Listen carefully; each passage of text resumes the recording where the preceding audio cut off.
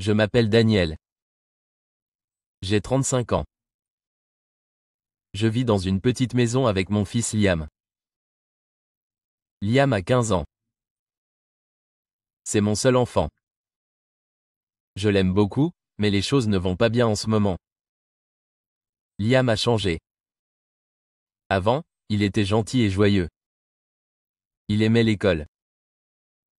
Il jouait au foot avec ses amis et m'aidait dans le jardin le week-end. Mais maintenant, il est différent. Il ne m'écoute pas. Il rentre tard le soir. Il sèche les cours. Il se dispute tout le temps avec moi. J'ai l'impression de ne plus le connaître. Un soir, j'étais assis dans la cuisine en train de regarder l'horloge. Il était 21h30 et Liam n'était pas là. Je l'ai appelé. Il n'a pas répondu. J'ai rappelé, mais toujours rien. J'ai commencé à m'inquiéter beaucoup. Où est-il ? Ai-je murmuré en faisant le tour de la petite cuisine. À 22h, la porte d'entrée s'est ouverte. Liam est entré. Il portait un sweat à capuche qui lui couvrait le visage. Ses chaussures ont laissé de la boue sur le sol.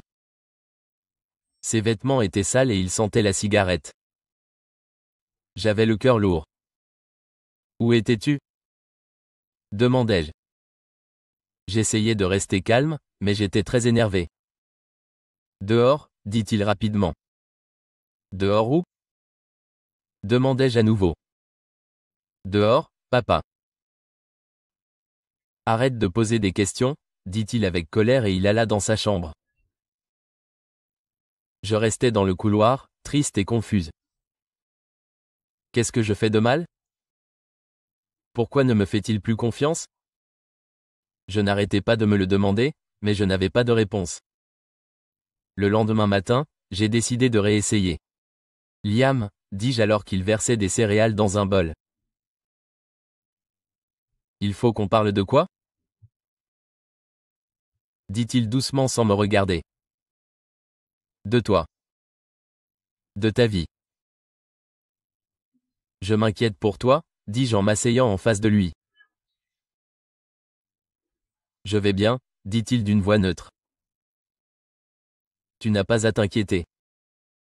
Mais moi, je le fais. Tu sèches les cours. Tu rentres tard. Tu ne me dis pas où tu vas ni avec qui tu es. Liam leva les yeux au ciel et mangea une cuillerée de céréales. Je ne suis pas un enfant, papa. Non, tu n'es pas un enfant, mais tu es quand même mon fils, dis-je fermement. Et j'ai besoin de savoir que tu es en sécurité. Il ne dit rien. Il se leva, prit son sac et quitta la maison sans parler.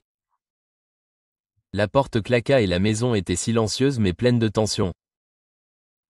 J'avais l'impression de le perdre et je ne savais pas quoi faire. Cet après-midi-là, je suis allé à l'école de Liam. J'ai parlé à son institutrice, Madame Carter, dans son petit bureau en désordre. Liam est un garçon intelligent, dit-elle en réparant ses lunettes. Mais il n'est pas lui-même. Il ne fait pas ses devoirs et il a raté 3 contrôles ce mois-ci. 3 contrôles ? dis-je, surprise. Madame Carter hocha la tête. Je l'ai aussi vu avec des garçons après l'école. Il ne semble pas avoir une bonne influence. J'avais l'estomac serré. Je la remerciai et quittai le bureau. Mon esprit était rempli de questions. Qu'est-il arrivé à mon fils ? Comment les choses ont-elles pu empirer ce soir-là ? J'attendais que Liam rentre à la maison. L'horloge indiquait 8h, puis 9h. À 9h30, la porte s'ouvrit enfin. Liam entra. Il avait l'air fatigué et ses cheveux étaient en bataille. Liam, dis-je fermement, il faut qu'on parle. Il soupira et s'assit à la table, l'air agacé. Je sais que tu n'aimes pas mes questions, commençai-je, mais je suis ton père. Je t'aime et je veux t'aider. Je n'ai pas besoin d'aide, dit-il doucement, sans me regarder. Si, tu en as besoin, dis-je en me penchant plus près. Madame Carter m'a dit que tu avais raté tes contrôles. Elle m'a parlé des garçons avec qui tu étais après l'école. L'expression de Liam se durcit. Ses yeux brillèrent de colère. Tu étais dans mon école. Pourquoi tu ferais ça? Parce que je m'inquiète pour toi, dis-je d'une voix forte.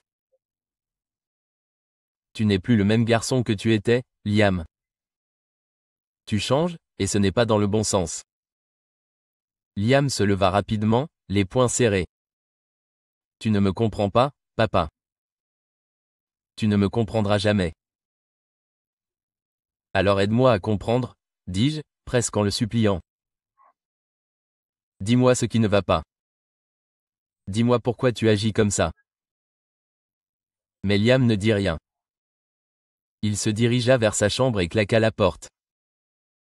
Le bruit était si fort que j'eus l'impression que toute la maison tremblait. Je restais là, me sentant comme un échec. Cette nuit-là, je n'arrivais pas à dormir. Je restais allongé dans mon lit, les yeux rivés au plafond, en pensant à Liam. Je pensais à sa mère. Elle est décédée quand il avait 10 ans. Sa mort nous avait tous les deux profondément blessés. Peut-être qu'il était encore triste. Peut-être que je n'en faisais pas assez pour lui. Le lendemain matin, j'ai décidé d'essayer quelque chose de différent. Je me suis levé tôt et j'ai préparé le petit déjeuner. Des pancakes, ses préférés. Quand Liam est entré dans la cuisine, il avait l'air surpris. Bonjour, lui ai-je dit en souriant. Assieds-toi. Mangeons ensemble. Il hésita, puis s'assit. Nous mangâmes tranquillement. Je ne lui posais pas de questions. Au lieu de cela, je parlais de travail. Le chien rigolo d'à côté, et le film que j'ai regardé hier soir. Lentement, je l'ai vu se détendre. Après le petit déjeuner, j'ai dit, Liam, j'ai une idée. Qu'est-ce que c'est? A-t-il demandé, l'air incertain. Allons pêcher ce week-end. Juste toi et moi. À la pêche? M'a-t-il regardé avec surprise. Ouais, j'ai dit. On y allait tout le temps. Tu te souviens? Un petit sourire est apparu sur son visage. Ouais, je m'en souviens. Refaisons-le, ai-je dit. Comme avant. Il a hoché la tête. D'accord.